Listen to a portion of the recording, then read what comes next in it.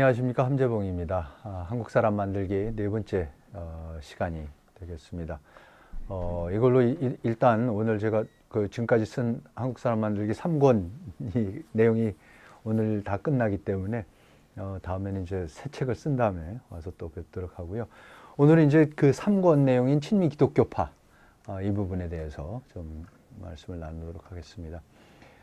갑신정변이라는 것이 일어났을 때에 제가 그 책에는 신의 한 수라고 제목을 썼는데, 진짜 그 카톨릭은 그렇게 와서 박해를 받고 그랬는데 어떻게 도대체 그 개신교는 처음부터 그렇게 됐는가 했는데, 아무튼 갑신정변이 일어나서 그 민영익이 정변파에 칼을 맞고 피를 흘릴 때 그 직전에 국내에 마침 들어와 있던 이 알렌이 호레스 알렌이라는 사람이 의사가 가서 그 사람을 구해줘요. 목숨을 구해줘. 완전히 죽을 목숨이고, 그 기록을 보면은 수십 군데 칼에 찔리고 다 잘리고 그래서 죽었는지 알았는데 이 사람을 이제 살려내니까, 민영익이 이제 고종과 민비의 민중전에 가장 사랑하는 그 조카였고 그 민씨 척족들의 차기 지도자였기 때문에 그 사람을 살려내니까는 뭐를 원하느냐, 그래서 그 알렌이 병원을 세우게 해달라.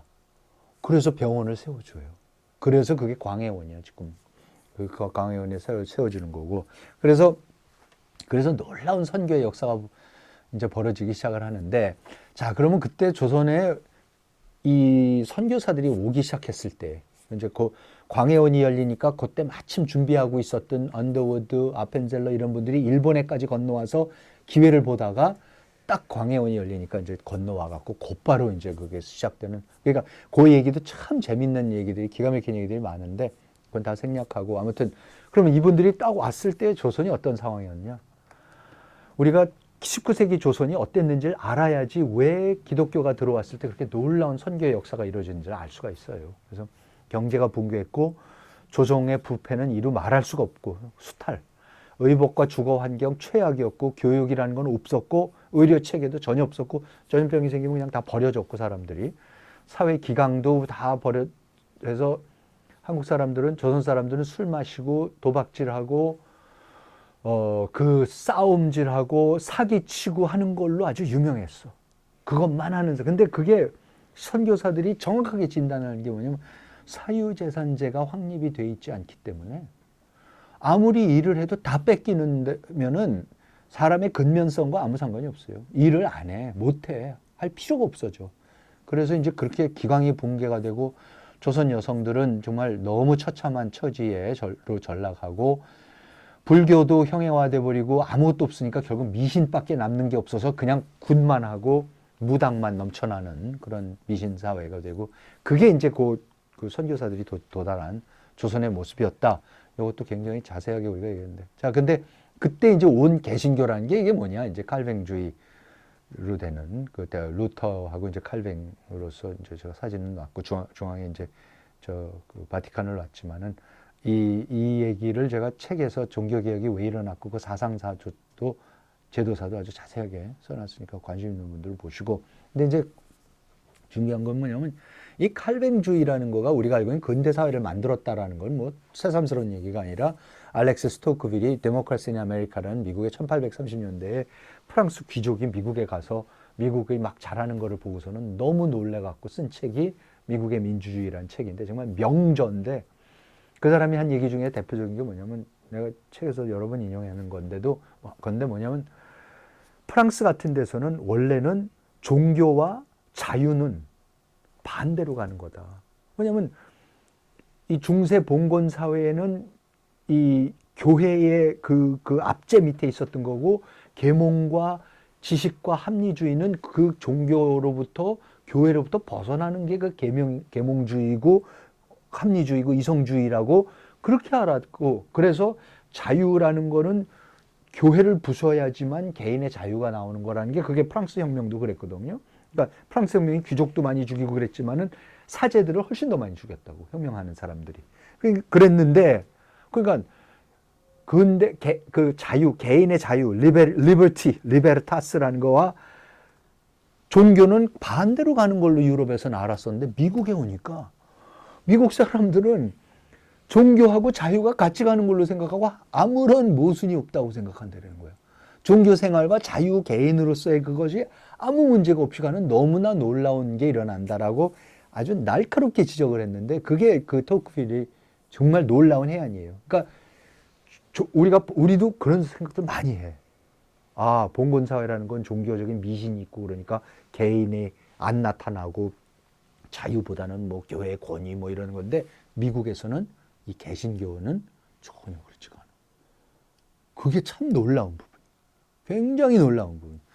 그러니까는 사실 막스 베버 같은 사람이 프로테스탄트 윤리와 자본주의, 그러니까 그 윤리, 그렇죠? 그러니까 그 정신, 자본주의 정신이라는 그 유명한 책을 써갖고 왜 칼뱅주의에서 자본주의가 나올 수밖에 없다는, 그러니까 자유민주주의, 개인을 중요시하는 개인의 자유를 중시하는 자유민주주의와 시장주의라는 게 이게 전부 다 칼뱅주의에서 나오는 거고. 그래서 제가 이제 요 다음 슬라이드를 보여드리면은 여기에 나오는 국기들이 저게 스위스, 네덜란드, 미국, 밑에 왼쪽 밑에가 스코틀랜드, 잉글랜드예요. 근데 이게 뭐냐면 이 다섯 나라의 공통점이 뭐냐면 전부 다 칼뱅주의고,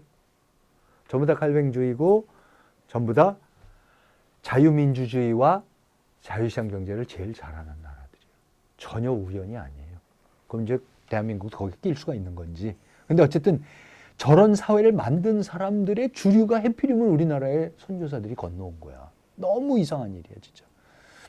그래서 이분들이 이제 건너와서 뭐를 하느냐. 아까 병원도 없고 아무것도 없는데 와갖고 광해원을 만들고, 한국 여자들은 남자들이 진료를 못하는 줄 알아서 금방 여자 의사들을 보내달라 그래서 보구여관이라는 여성 전용 의원이 만들어지고, 그 다음에 교육이 근대 교육을 시켜서 이화, 배제, 연희, 숭실, 이런 놀라운 교육 제도가 일어나고 이러는 거, 이건 다 아는 얘기죠. 그런데 이 조선의 또 하나가 뭐냐면 이 개신교가 들어오면서 신분제에 대한 놀라운 도전이죠. 여기 뭐냐면 이 무어 목사라는 분이 어디야, 갑자기 이름이 생각이 안 나는데 그 교회를 세우신데 이분이 그 백정들을 상대로 그렇게 그 선교를 하셨어, 전교를. 그래서 그 백정들 중에서 박성춘이라는 사람을 제일 먼저 전교를 했고, 그 아들이 여기 사진에 있는 박봉출이라고도 하고 박서양이라고 하는데 우리나라 최초의 세브란스를 나와서 의사가 되는데 저 사람도 이제 천민, 그 백정 출신이죠. 그런데 이제 거기서 예를 들어서 이 박성춘을 세례를 줘가지고 교회를 만드니까 그 교회에서 양반들이 들고 일어나요. 그러니까는 그 우리 할아버지도 연동교회에서 그 제2대 목사를 지셨는데 연동교회 어렸을 때 다니실 때도 젊었을 때 다니실 때도 그런 일이 있었는데 뭐냐면 그때에는 장로들을 이제 교인들이 뽑는 거 아니야. 그러니까 교인들이 뽑으니까 장로가 숫자가 많은 게 천민들이 많거든. 교회에는 양반들보다 훨씬. 그러니까 맨날 천민 출신이 장로가 되는 거야. 그 양반들이 들고 일어나요. 이거 도저히 못하겠습니다. 이것까지는 아닙니다. 그러면서 교회를 나가고 그래. 그래서 갈라지고 그러는데 아무튼 그런 신분제에 가장 직접적으로 도전하는 게 이제 개신교가 된다라는 것과, 그 다음에 남녀차별에 대한 도전이라는 게 교육도 못 받고 하던 여자들을 교육을 다 시켜주고 그래서 이화학당 이런 데서 하는데, 여기에 지금 뭐가 있냐면 그 조선의 여자들이 이름이 없었어요. 여자들은 이름을 안 줬었어.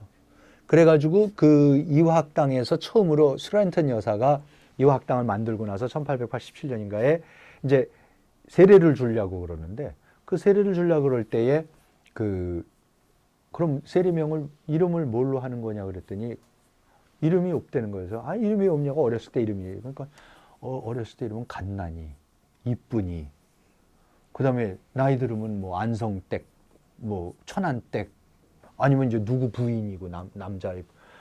그 이름이 없는 거야. 아니 그래서 선생님 그럼 어떡하냐. 그래서 어쩔 수 없이 우리가 그냥 성경에 나오는 서양 이름을 지어줬다라는 거예요. 그래서 최초의 우리나라의 그 세례를 받고 그 신여성들, 여권운동 신장부터 시작해서 독립운동, 모든 교육운동에 혁혁한 기여를 했던 분들이 여매례, 박에스터, 하란사, 김환란, 이대를 만든 이 김환란 총장, 이런 분들인데, 여매례가 뭐냐면 매례가 메리예요. 박에스더는 에스더고 하란사는 낸시, 김활라는 헬렌. 그러니까는 메리, 에스더, 낸시, 헬렌이야. 이 이름을 지어주는 거야.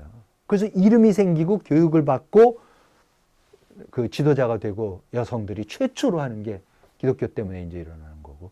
그런 거를, 그러니까 이제 일제시대로 넘어가니까 일제시대에 기독교가 아닌 여자들이 이름이 이제 처음으로 생기기 시작하고 그랬을 때에, 그러니까는 이제 전부 다 자자가 붙는 영자, 숙자, 무슨 말자 해갖고 이 자가 꼬, 김이 꼬, 뭐 무슨 꼬 하는 일본식 이름을 붙이게 되는 거고. 아무튼 이제 그런 역사가 있는 거고. 아, 여기 나온다. 이화학당 세례식. 2주 전 저녁에 부인 3명이 세례를 받았습니다. 다른 이들도 뒤를 이을 것으로 생각합니다. 여기 조선 여인들은 이름이 없다는 점을 알려드리고 싶습니다. 부인들은 이씨, 박씨 같은 집안 혹은 어떤 남성의 소유일 뿐입니다. 그래서 우리는 이들이 세례를 받으러 나올 때 어떻게 불러야 할지 몰라 곤혹스러웠습니다. 우리는 처음에 생각하기를 이들이 어렸을 때 불렸던 이름을 되찾아 주는 것이 좋겠다고 생각했습니다. 그런데 그는 어릴 때 그저 큰 애기 혹은 작은 애기 같은 칭호로 불렸다는 것을 알았습니다. 이제 와서 그런 이름을 붙여주는 것이 적당치 않다는 것을 알고 우리는 마르다, 미리암, 살로메 같은 기독교식 이름을 지어주기로 했습니다. 라고 88년 9월 이화학당에서 첫 세례식을 주면서 스크랜턴 여사가 한 얘기입니다. 그 다음에 여러분, 기독교 때문에 일어난 일. 우리나라 최초의 선거가 언제였냐 아세요? 대개 1948년 재헌 국회 때 최초의 선거라고 그러는데, 뭐 정치적인 선거는 맞죠. 그렇지만 조선 사람들은 그 훨씬 이전부터 선거를 했었어. 이 기록을 보면 1887년 10월 7일 이게 언더우드 목사의 기록이에요. 지난주 화요일 우리는 2명의 장로를 선출하고 그 다음 일요일 임명함으로써 장로교회의 조직을 완성하였다. 우리는 14명의 교인으로 시작하였고 일요일 1명을 더 받았다. 이게 뭐냐면 이게 세문안 교회가 출발하는 거예요, 지금. 그런데 여기서 중요한 게 뭐예요? 2명의 장로를 선출했다. 그러니까 왜 장로 얘기가 왜 중요하냐면은 칼뱅이 제네바에 가서 교회를 세워가지고 만들었을 때 이때 만든 게 이 장로회야. 그러니까 중세 봉건 사회에 뭐 교황부터 추기경 해갖고 주교 이게 없어지고 위로부터 임명하는 게 아니라 장로교는 뭐예요? 평교인들이 장로를 선출을 하고 장로가 목사님을 모셔오는 거야. 그러니까 밑으로부터 선출을 하는 거야, 지도자를. 이게 최초의 민주주의. 그러니까 민주주의를 제대로 하기 시작한 게 이 칼뱅주의에서 나온 거고, 그 칼뱅의 민주주의를 배워서 그 밑에서 존 녹스라는 사람이 그걸 배워가지고 스코틀랜드로 귀국해서 스코틀랜드에서 만든 교회가 그게 이제 장로교회고, 그 장로교회가 미국으로 건너가고 어디로 건너가고 해갖고 우리나라에까지 와갖고 이 장로교회가 세워지니까 당연히 칼뱅이 만들었던 밑으로부터 선거에서 올라가는 거를 하는 거고, 그러다 보니까 최초의 선거가 이제 저때 일어나는 거야. 아까 박성춘 같은 사람을 선출하는 것도 밑에서 하는 거니까 선출을 해보니까 자꾸 숫자가 많으니까 천민이 자꾸 되는 거였고, 이제 그런 문제가 있었던 거죠. 이거는 존 로스 목사가 그때 같이 그 만주에서 이 양반이말로 스코틀랜드 사람이고 아예 스코틀랜드 목사님으로 만주에서 그 선교를 하다가 거기에서 조선 사람들 만나가지고 성경 번역도 제일 먼저 시작한 분 중에 하나인데, 이분이 쓴 편지야, 그 기록이야, 이것도 일기야. 신약성서 문제로 뱃길로 한양으로 갔다. 나는 특별한 날 저녁에 한양에 도착했다. 나를 맞아준 언더우드 씨는 그날 밤, 아까 그 언더우드 그날이야, 같은 날이야. 자신의 작은 예배당에 가서 그곳에서 자신의 작은 모임을 공식적인 장로교회로 조직할 것이라는 사실을 알려줬다. 어둠이 도시를 덮자 나는 그와 그의 의사 동료들과 함께 길을 나섰다. 장지문을 살짝 두드리자 우리는 어느 방 안으로 인도되었고 그것에는 총명해 보이는 정장한 14명의 남자들이 우리를 기다리고 있었다. 그 중에 한 명은 그날 밤 세례를 받았다. 그러나 보다 중요한 것은 그 참석자들의 투표를 통해서 그중 2명을 장로로 선출하는 일이었다. 그중 2명이 만장일치로 선출되고 그 다음 안식일에 공식으로 임명되었다. 그러니까 조선에서 기독교인들은, 장로교인들은 특히 이미 19세기 말부터 자기 지도자를 자기 손으로 뽑고 그 전에 토론하고, 그렇죠? 회의해갖고 토론해갖고 의견을 모으고 투표해갖고 결정하고 하는 그 훈련이 다 돼 있었어. 그러니까 우리가 공화국을 1948년에 세울 때 그게 되는 거예요. 그나마. 그러면서도 많은 어려움이 있었지만은